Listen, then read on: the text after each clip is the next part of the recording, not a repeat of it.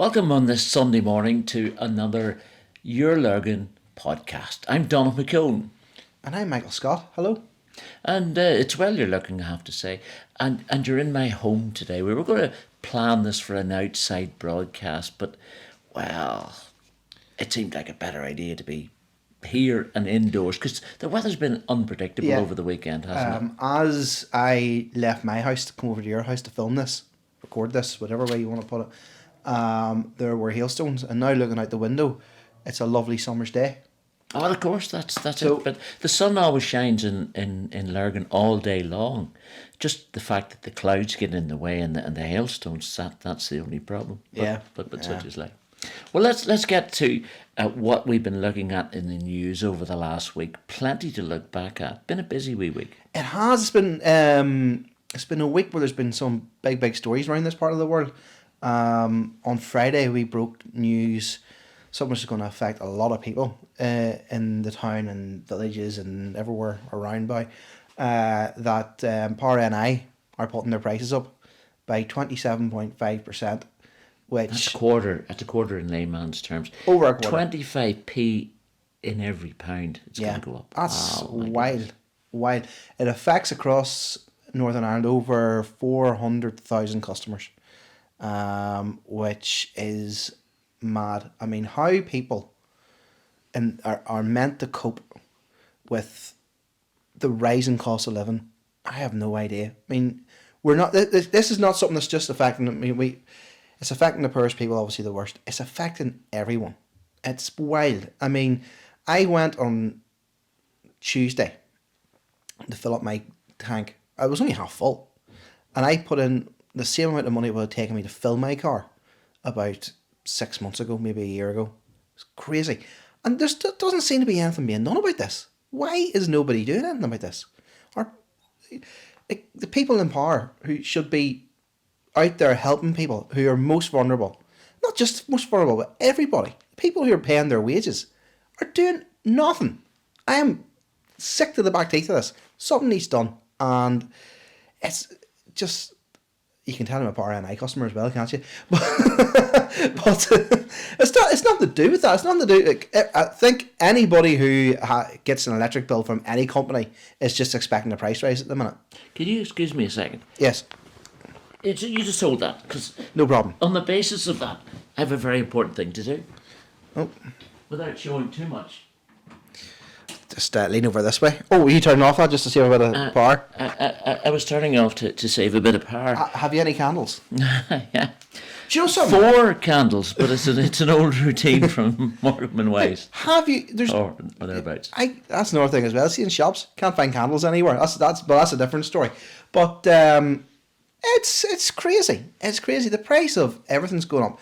Price of food. But what you're saying is directly related to the fact if the energy prices go up, virtually everything else that's manufactured or otherwise or involves anything is going up as well. I was watching a piece on the news the other day, and they were talking about the cost of living, and those who manufacture food, I think it was like a fish place or something in England, were saying their two biggest costs were transportation and packaging, which obviously is a big surprise because what you need to make plastic and stuff like that, you need oil and stuff like that too. So it's crazy. It's crazy. Somebody needs to step in and get this sorted sooner rather than later. I know we're coming in summer months. I know people are away. I know people are not using as much electric because they're maybe out and about more. They're certainly not using as much fuel in their houses. But it's mad, and it just needs knocked in the head. Okay. A number of things. So it's happening, and we have half an idea why the prices are rising. Apparently, the fixation with, and not fixation with, but the circumstances, certainly with gas prices, is that the supply is being slowly squeezed, and there's a vulnerability there. We're not sure of what future stuff is coming, so the price of gas and oil then goes up. Mm-hmm. We understand that. Making energy, the price of making energy goes up. So there's an understanding of that. So here's the question I have to ask you. Did you say someone or they or whatever?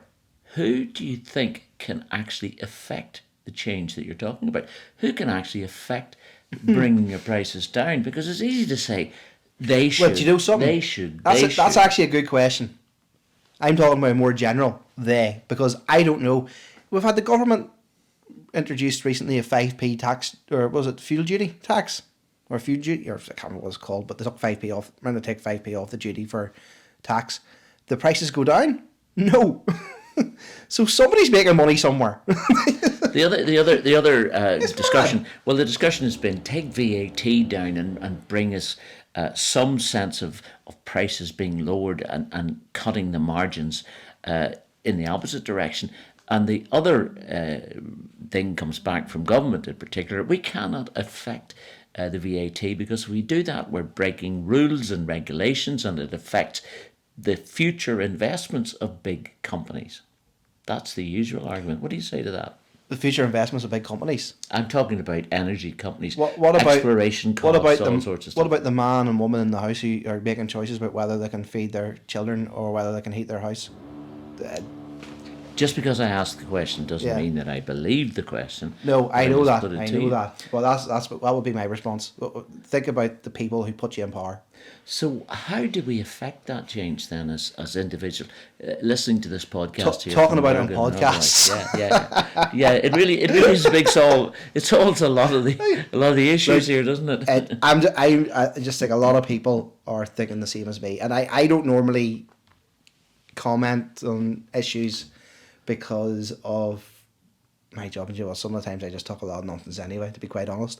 But I'm starting to feel really strongly about this now, that I think somebody or someone, whoever out there, needs to sort this problem, grab it by the scruff of the neck and saying, right, get the cost of living sorted out, give everybody else, make sure people are comfortable. Just look after your people.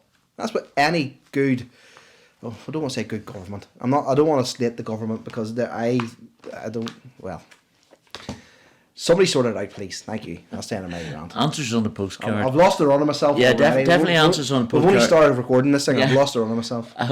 Rather than ask you to phone in and email, because that uses energy, send in a postcard. I have a question, right? I want to ask all of our listeners or viewers or whoever you are. Many of you will be taking steps to reduce what you're spending on energy or what you're spending just in general, food, whatever. What steps are you taking? Because I know there's been hints given recently by people in government positions, such as buy own brand food. Well, what do you do if you're already buying own brand food? Seriously, I want to know what hints and tips people have for others out there to help them reduce the cost of living. I would love to hear them. Love to. Well, it's a situation that I find myself in, as with everybody else. So I'm not being facetious or smart aleck making jokes about the circumstances, but the only way you can kind of figure some of it out sometimes. I want to know the answers to those questions too. As long as I'm taking the personal responsibility to make some effect, and the only way I can do that is by using less energy, and that's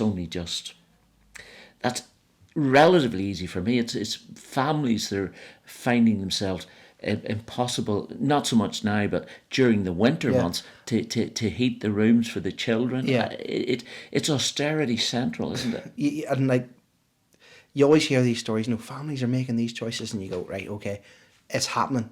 It's genuinely happening. There's people out there who are travelling. There was a well-heard story now about a woman who was spending her days travelling on buses to keep warm because she couldn't stay in the house.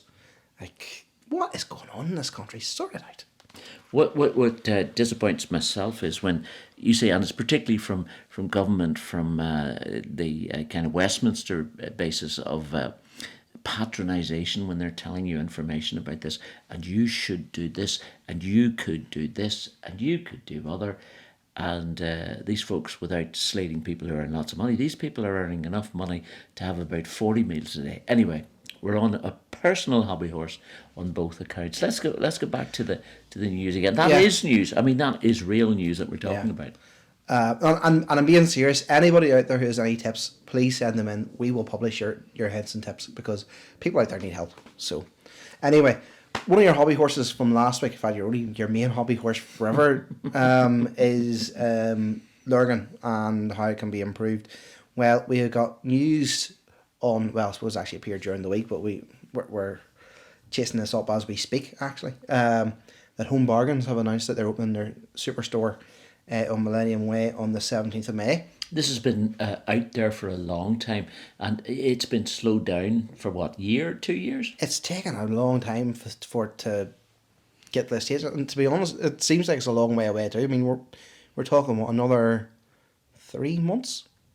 Oh, in the scheme of things, that's relatively short. There's been a lot of interest. It seems like a long time to me, but anyway, a lot of interest in this. There has been, yes, but a lot of positive reaction to the news of when the store is opening. Obviously, we've known for a while it's been coming because they've been building up the road. But yeah, people are really looking forward to see it coming. Will it give a shot in the arm to other businesses? I know it's slightly out of the town centre with it being on Millennium Way, but will it give a shot in the arm to the rest of the town? There's a big name superstore opening in the town. Who knows? We'll soon find out. But yeah, it's been a good reaction to it. Certainly one of the most widely seen and shared stories on Your Lurgan this week. Not the most widely shared, but we'll come to that later. We'll come to that. But yeah, the idea of this, I mean, there's always the pros and the cons for it. If a big business like that comes in, does it affect other businesses who are doing similar things? Does it mean it's just pulling away the potential revenue for them? I mean, that's business, by the way. We understand that. But is it adding something? That's where the true secret. It might be bringing people to Lurgan who never thought to come before. Well, the only thing with Home Bargains is there's near enough one in every town now. So we'll soon find out. Well, that in itself's a good thing then, because it might help keep people in Lurgan. Absolutely. And spend their money in Lurgan. The whole basis for it. I don't want to go all Royce and Vasey, but local money spent creating local jobs for local people. It's all about the local. Mm-hmm. All about the local. Yeah, and then what knock-on effect does that have? Well, could the fact that a Home Bargains in Lurgan's doing really well attract another big name? I know we've got Tim Hortons coming as well nearby, so major coffee chain. Now, again, you could have the argument again about how that affects other coffee shops in the town, but it's more jobs. There is a theory in McDonald's land, to use a popularly known brand that brings out the burgers, apparently. Who knew? When McDonald's choose to go for a new location, or they are going for a location, it appears that other companies like Burger King, like Kentucky Fried Chicken, KFC, will come along with them, because what they realised was that not that they were in competition with those others, but that they were bringing a spiral of upward business, and they got more than the sum of what they added to building the site, because the others were attracting other people, seeing theirs and coming along. That's how it worked. Lurgan needs a KFC, by the way. Just throwing that out there. Okay, there you are.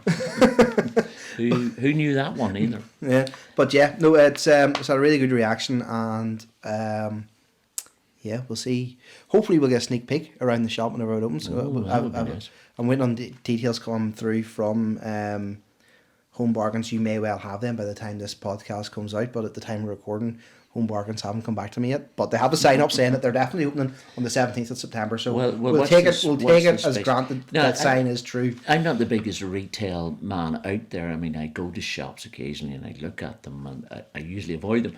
But more than half of our listeners, our community, are interested in shopping. So it's very interesting. And a few of the men too, let's be honest. I like doing a bit of shopping. I do. I like going and browsing and seeing what bargains I can find. I like spending money, which I need to cut down on because of the cost of living crisis going up. By the meanwhile, back at the podcast. But with obviously more positive news this week as well. Well, by the time this has come out, you'll probably see the highlights if you scroll up on your timeline if you're watching us on Facebook. From the Master McGrath Festival, which you were at. Oh, absolutely, brilliant festival.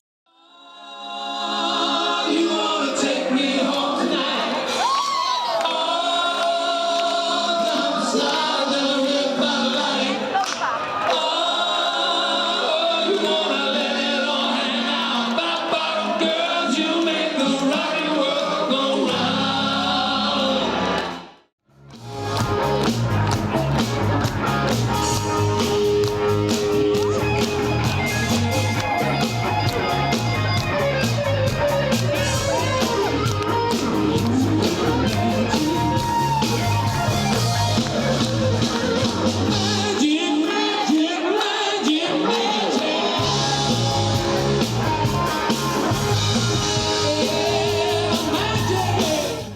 great bunch of people at it. Zach Mack, of course, and Harry Houdini, I call him, because he escapes to come back and do it all again. Harry Hamilton and the guys who are doing the Queen tribute as well. That's the kind of magic, that. But Bohemian Rhapsody. No, I was driving down on my way down to see it, and we were recording this on Friday, by the way, top secret. But they were setting up, and there's a couple of tents set up from a well-known drinks firm. I was tempted just to pull over and see if one of their pumps checked. Heaven forbid, not when you're driving. But not when I'm driving, no. Stop, get out of the car, and then try it. Yes, exactly. But hopefully all went well, and best of luck to everybody. We'll come. Actually, you mentioned him earlier on. One of the guys who was performing at the festival, and you spoke to earlier this week, was young Zach Mack. Quite a character. Lovely fella. Lovely. Can I use the word innocence about him? An innocence about him, and a vitality about him, and a skill level of playing the guitar. It was incredible. Mm-hmm. Absolutely. He's played at a number of local venues as well. This is not his first rodeo. Absolutely not. No. And he's backing people for sessions and all sorts of things. There's a career in this somewhere. Whatever happens, he'll have the love and the ability to play music. It's fantastic. Yeah. Take a listen to the video, which you very professionally recorded. It was very good. It was very good. Take a look at the very start of it. Zach plays, what's the name of the song again? Can you remember? Oh, it's called Electric Hands. It's fantastic. Give it a listen. He's really, really good. We might just play the full version right now.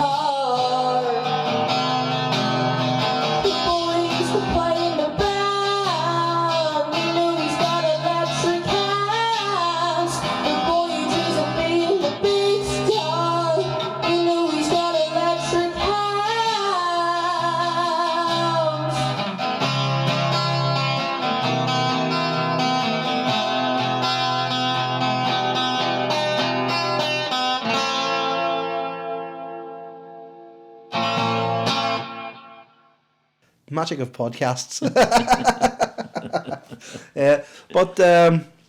He's really, really good. I think he's going to go places, and hopefully he keeps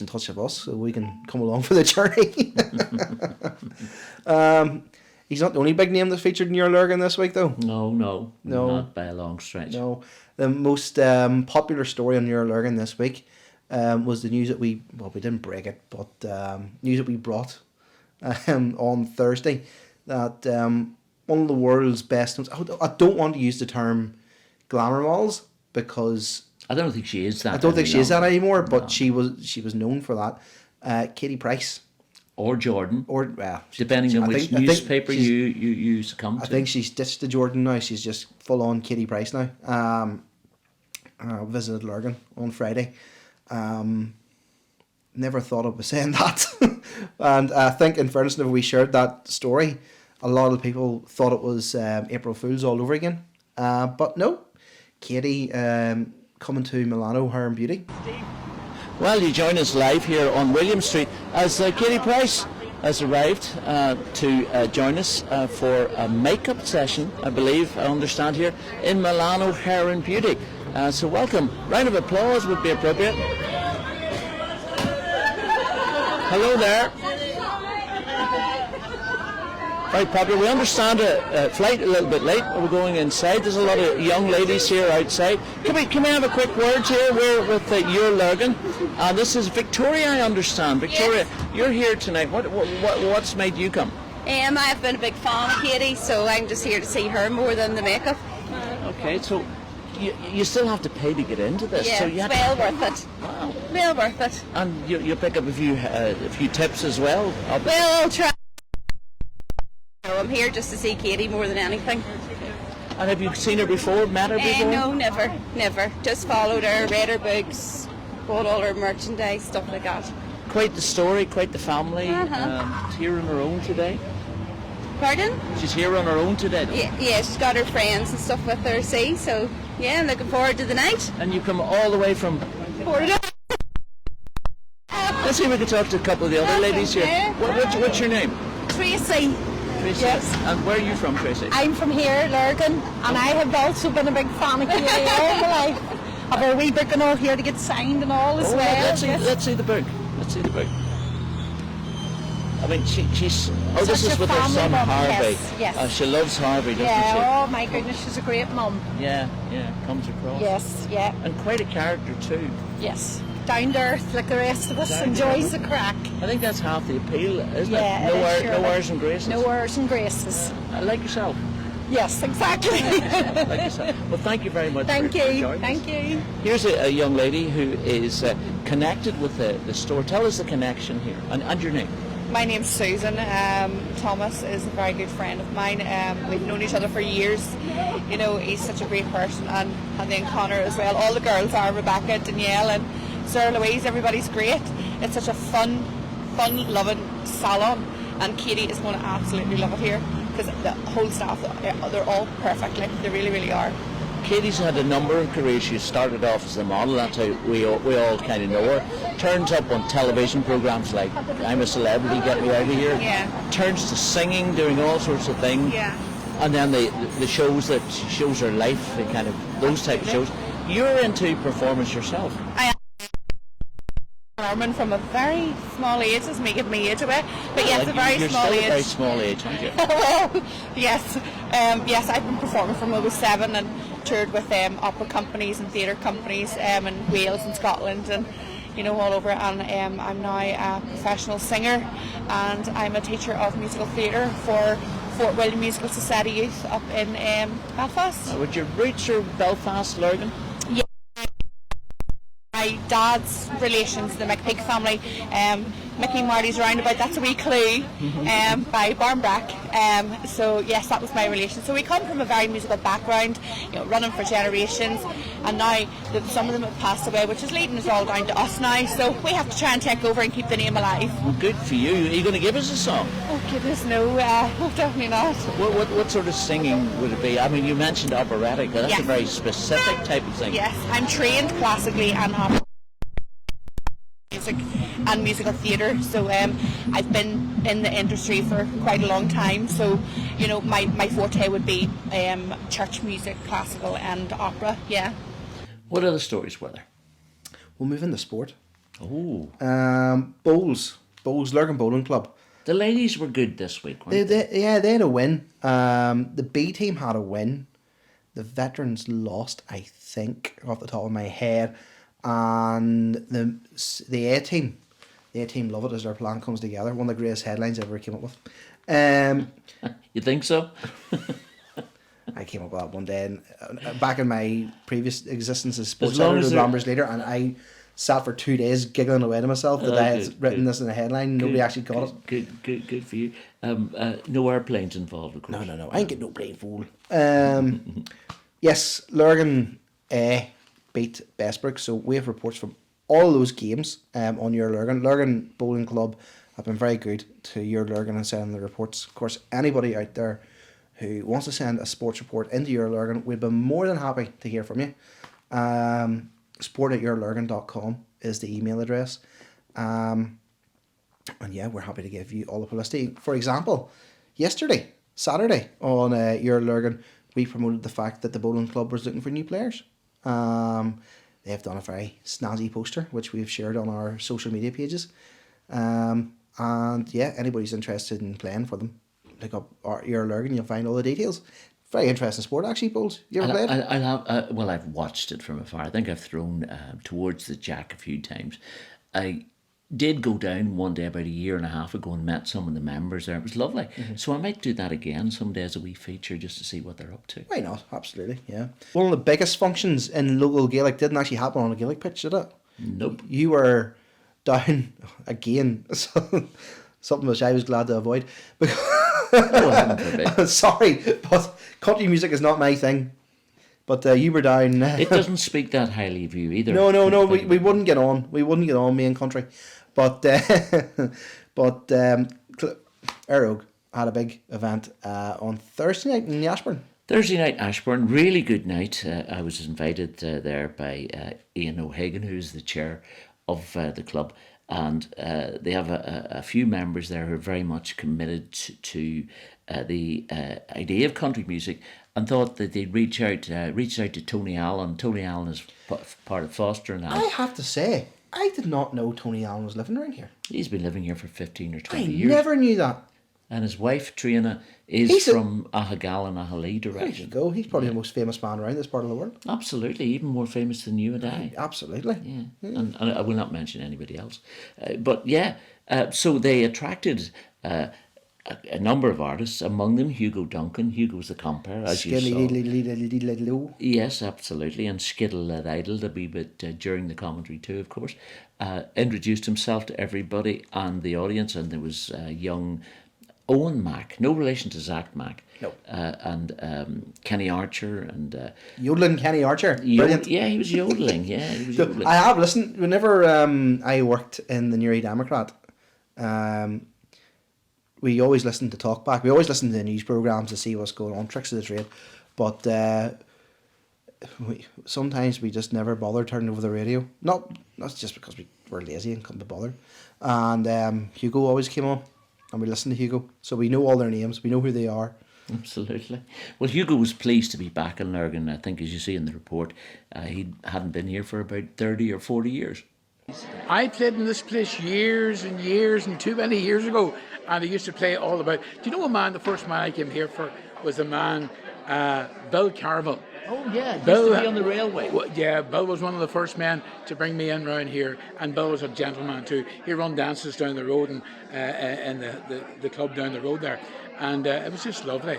But you know, there's so much nostalgia back here when you come into halls like this that you've been out of for maybe 40 years, you know, like 30, 40 years. Well, I don't want to put it to you too much, but I danced with a girl and maybe even kissed her over in that corner there, but that's a story between you and me now. Don't be telling anyone. And she doesn't want to tell anybody else. Not recently anyway. There may be law ensuing, you never know.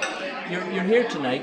What sort of music will you be playing? Well, we'll play a variety because we've got a great variety. We've got the young and the old. We've got myself, and then Tony Allen's coming, and we have Kenny Archer, and we've got young Owen Mack, and we've got Mick there all the way from Kildare direction there, Mayo. And it's just nice getting all the different blends of music there. And you know, music's not just one word and it stops there. Music spreads an awful lot of way with an awful lot of genres. So it's just nice to be part of this tonight.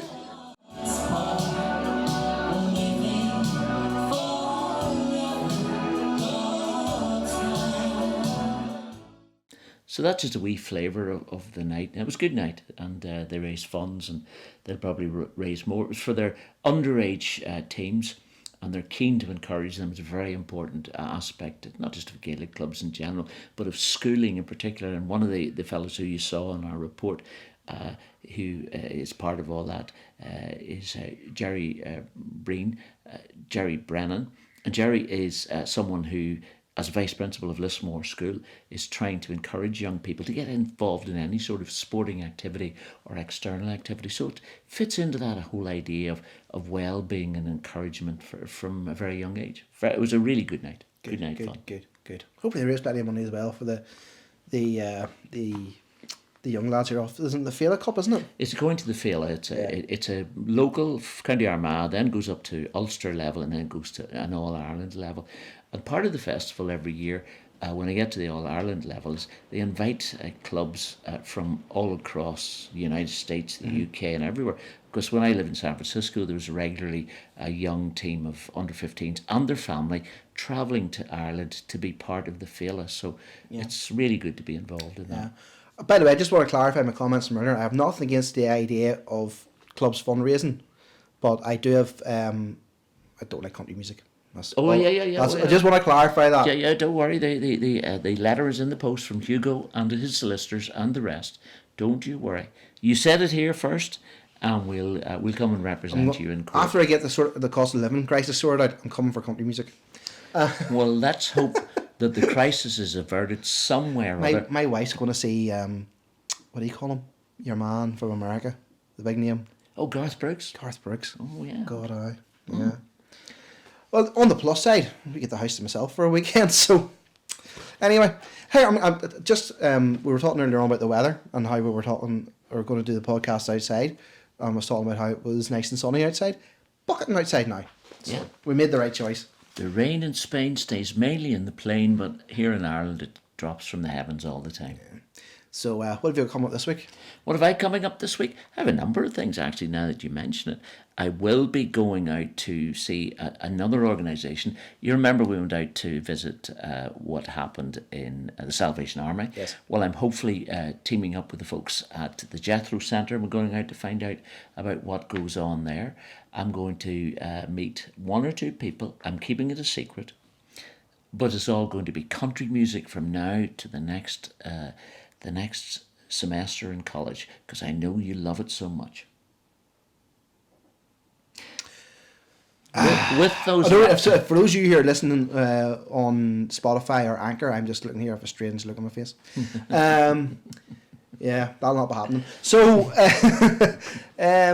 yeah, for me, Your Lurgan this week's going to be quite busy. I'm sure I'm keeping an eye on everything because Johnny's still off on his honeymoon.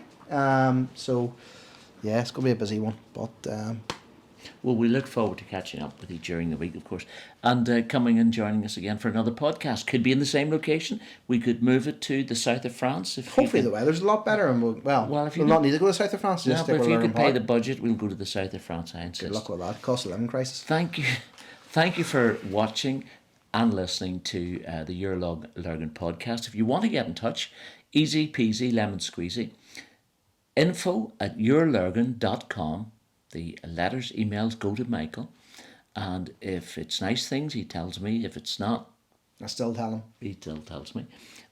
So get in touch, whatever your thoughts are, whatever we've been doing and talking, and engage on the Facebook page if you haven't done so far. Like it, share it, do all sorts of things, and give us your thoughts. That's what we're here about. Join us again for another podcast. I'm Donald McCone. And I'm skint because of the cost of living crisis. I'm Michael Scott. That's the Your Lurgan Podcast.